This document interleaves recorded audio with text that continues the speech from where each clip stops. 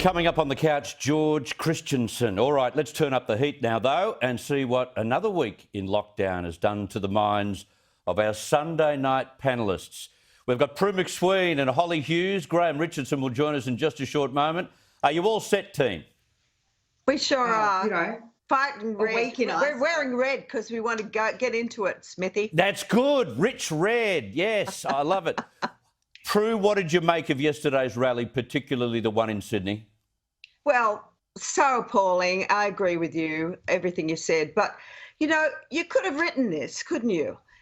And what really annoys me, you've seen it happening in France, you've seen it happening in Melbourne and Greece, all over the place, that we pay thousands of dollars to all the bureaucrats. Isn't there one amongst them that has understood psychology? I mean, people who you saw yesterday, there were activists, troublemakers, Zionists, you name it, the usual suspects.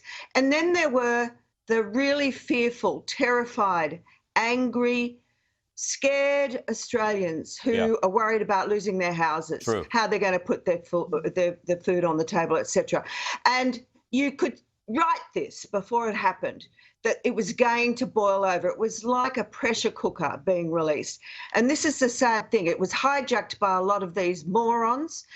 And of course, all of them should have not done it at all because they are selfish. They are putting the rest of us at dire risk.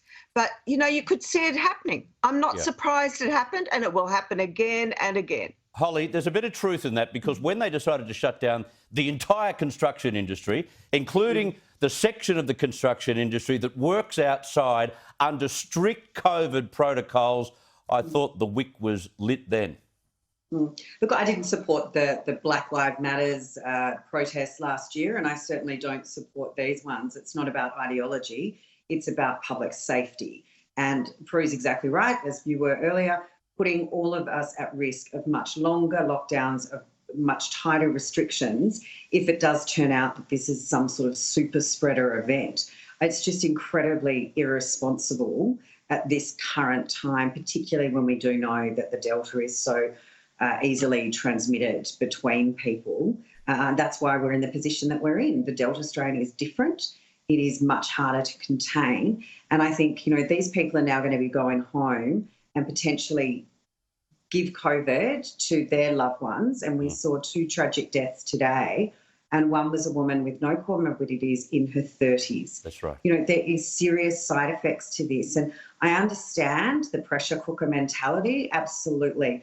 Do I think that the states need to somehow get together when it comes to putting a plan together around vaccination rates, around opening the borders, around allowing people that have been fully vaccinated a form of freedom that is currently not being extended to them? And so, you know, that frustration level, I think, is just going to continue to grow. Maybe we set a date. Once we know everyone's going to have had an opportunity to get vaccinated, then that's it. Good evening, Richo. G'day, how are you, mate? I'm very well. We got you on. What was running through your mind when you saw those pictures on the news yesterday? There. But look, I've been listening to all of this. It just seems to me that what you can't fix is the fact that there's always going to be a mug, and you can't change that. And so whenever you get anything like this, a lockdown, you are going to get people who break it because they are mugs. And sadly, you know, they make it very difficult for all of us. But I just don't believe you can have a totally successful lockdown because you'll always have the odd bug, you'll always have an idiot. Yeah, talking lockdowns, there's a lack of compliance going on. That was certainly the case last week.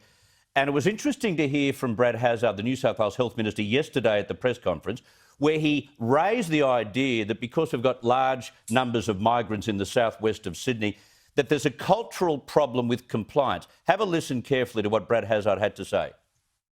You know, we're a very multicultural society in southwest and western Sydney, and it's one of the joys of this nation that we are a proud multicultural nation.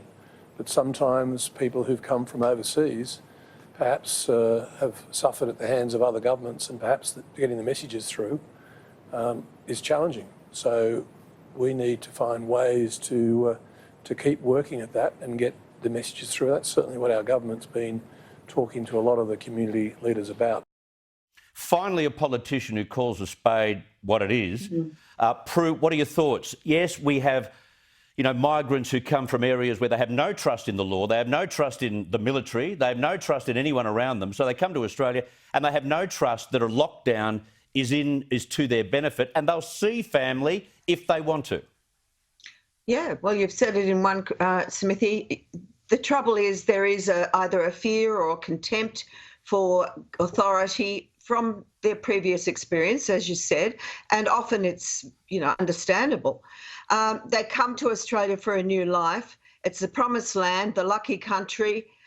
Then suddenly we've got our lawmakers telling them you can't go out, you can't go to work, you can't see the people you love most in your life and who depend on you. And of course, we understand the family, in particular, to people from other countries is prime. Yeah. And so they're never going to really, I believe, accept it. And this is the sadness of it.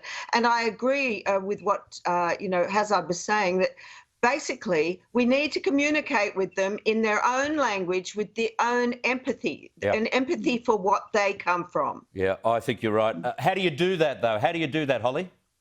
Well, I mean, it's happening at the moment, and it's been happening since this pandemic started. So, to be honest, I'm getting a little bit tired of the constant excuse that communities aren't being engaged in their own language or engaged through their own culture or ethnicity. Those things are happening and have been happening for 15 months. The COVID ad campaigns, the Get Vaccinated ad campaigns have been translated in over 60 languages. Yep. I know Multicultural New South Wales has been working with community leaders, faith leaders, to ensure that these messages are getting through in the right language and in the right cultural context. This is not new. We have been in this pandemic for 15, 16 months now. And it is global. It's not just happening in southwest Sydney in New South Wales, it's happening around the world. So, how long do we continue to make excuses for people that are continuing to flout what other parts of Sydney are abiding by? Fair call. Honestly, 60 languages it's been translated. I've had so many calls on my radio program. And faith leaders. I've had so many calls on my radio program from people from the Northern Beaches saying, we stood down. At Christmas time, we went inside our home and we didn't see our family. If we can do it during that time, the southwest of Sydney should do it as well. Richo, it's disappointing that all of this has come about on Saturday with the rallies, because we actually had a fair nudge in the test results or the test taken yesterday, 102,000, which is extraordinary, and a 22 drop in the infection. So we're making some headway. I was a bit concerned that the PM wanted to offer Gladys Berejiklian military people to go into the southwest of Sydney to make sure that they're compliant. We don't want to see troops on the streets, do we? No, we don't. And I think if you think about it, there are a lot of people in those southwestern suburbs who'd be pretty frightened if they saw troops walking up the front path. And I don't blame them. So I think that'd be a silly idea. We don't need it anyway. I've got to say, when you talk about numbers like 102,000, I mean, we are getting through vaccinations at rates that nobody thought we could. And so I don't think we should be too ashamed of ourselves. I think we can blow our own trumpet and say we're doing pretty bloody well. Yeah, exactly. 1 million vaccines in 6 days and 102 tests in New South Wales in one 24-hour period, which is quite extraordinary. I actually agreed with Bill Shorten today when he made comments about the Commonwealth being ripped apart into 8 different countries. Here he was on the ABC. I'm just sick of Australia that we've become the United Nations of Australia. I'm sick of the fact that we're 8 mini countries. Now, I think in Victoria and the rest of Australia, if there are unsubscribed, unscheduled vaccines, Sydney's where the trouble is. So, we're Australians first. We're cheering our team on in Tokyo, but here we're in the Hunger Games, and I think people are over the squabbling. I got the feeling with that interview that he actually supported the rest of Australia going into bat and helping out New South Wales and giving part of their allocation of Pfizer to New South Wales, southwestern Sydney. Prue. He's acquired a suntan exactly and what he acquired a brain. You know, I agree. We have this situation, but don't forget that 6 of them are Labor. So, you know, if he wants to change it, why doesn't he get on the blower to them and say, come on, boys and girls, and, you know, let's try and unify and not have one-upmanship and not make this a COVID political, you know, football. Yeah, I agree. Last thing, I want to mention the people of Nundle, which is near Tamworth in New South Wales. They're very green, they're supportive of renewables, but there's a story going around that they've gone into battle against an energy company who's not building a coal mine or a wind or a dam. They're trying to build a wind farm with wind turbines, renewable energy, and they won't have it in their backyards, Holly. Oh, I mean, isn't it just to be expected, though? The NIMBY, you know, out of control as per usual. You know, they want to lecture the rest of us, but when it needs to come into their own backyard, they don't want a bar of it. You know, those wind the turbines are a bit of an eyesore, and people that have been had them inflicted upon them around sort of the Goulburn area of Sydney have always said that there's been problems with them and that very unattractive. So perhaps the people of Nundle were listening, but yes, exactly. Perhaps they should shush up about the rest of it. Yes, exactly.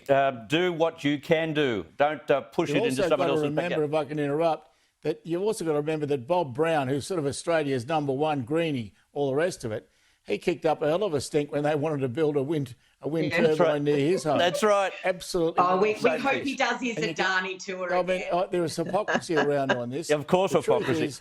I've got to leave it there, Richo. I've got to leave it there. I've got to leave it there. You don't want them on your backyard. No, exactly. Prue McSween, Senator Holly Hughes. Richo, thank you very much for your time. Thanks, guys. That's with you. All right.